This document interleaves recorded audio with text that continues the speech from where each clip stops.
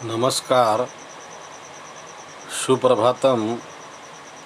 सर्वप्रथम sunrise English school resort के online classes में कक्षा 9वीं के सभी छात्र और छात्राओं का स्वागत है। आइए छात्रों, आज हम यहाँ पर कक्षा 9वीं विषय हिंदी और किताब का नाम है हमारा स्पर्श, भाग क्रमांक 1। ठीक है, इस किताब पर आज हम चर्चा करने जा रहे हैं। आज हमारा ये दूसरा पीरियड है। ठीक है, दूसरा भाग है।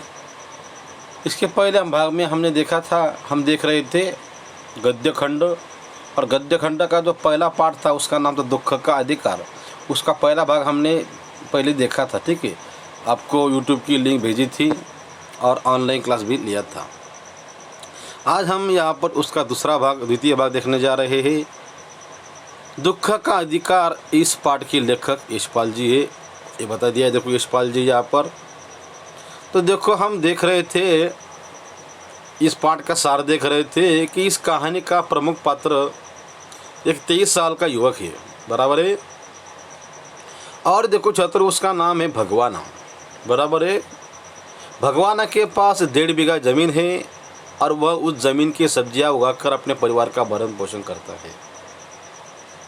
देखो छात्रों, जब तक वह भगवाना जीवित था, अपने परिवार के सभी सदस्यों को, परिवार में उसके कौन कौन थे, उसकी माँ, उसकी पत्नी और उसके बच्चे, उन सभी को वह कमा कर खिलाता था। देखो छात्रों, एक दिन की बात है कि एक दिन भगवाना अपने खरबूजे के खेत में इधर उधर घूम रहा था, बराबर है। खरबूजे जहाँ रखे हुए थे वहाँ पर तरावट थी।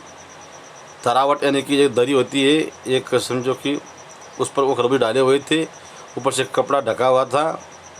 और देखो संयोग से उस समय उसका पैर सांप पर पड़ गया और सांप ने उसे डस लिया, उसको काट लिया। किसको? भगवाना को। उसकी माँ ने अपने बेटे को बचाने के लिए झाड़ फूँक, ओझा, नागदेव की पूजा कराई, लेकिन देखो छात्रों क्या हुआ, भगवाना नहीं बचा।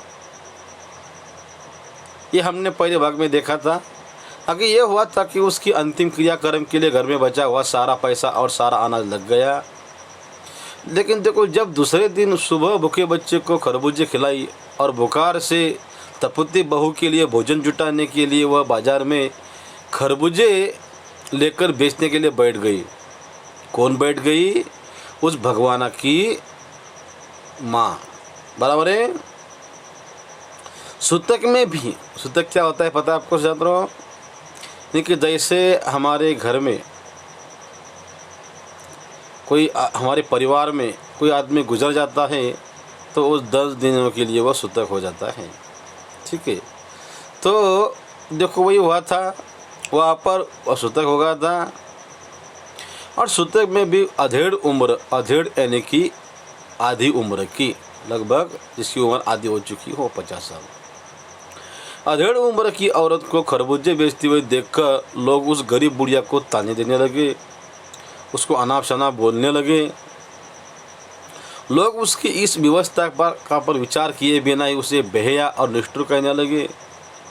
विवशता यानी कि मजबूरी, उसको मजबूरी को किसी ने देखा नहीं, मजबूरी पर विचार किए बिना उसको बेहया, उसको फालतू बताया और बोल देखो कैसी निष्ठुर महिला है, कि निष्ठुर औरत थी, अपना बच्चा गुजर गया फिर भी उसको उसका दुख नहीं है। लेखक कहानी के उत्तरार्ध यानी कि बाद में पड़ोस की एक धनी महिला, पड़ोस यानी कि हमारा जो नेबर्स होते हैं, ठीक है, नज़दीक वाले लोग, पुत्र के सुख की चर्चा करते हुए कहते हैं कि वह 2.5 महीने तक डॉक्टरों की देखरेख में रहने पर भी हर 15 मिनट में बेहोश होकर गिर जाती थी। कौन? वह बुढ़िया।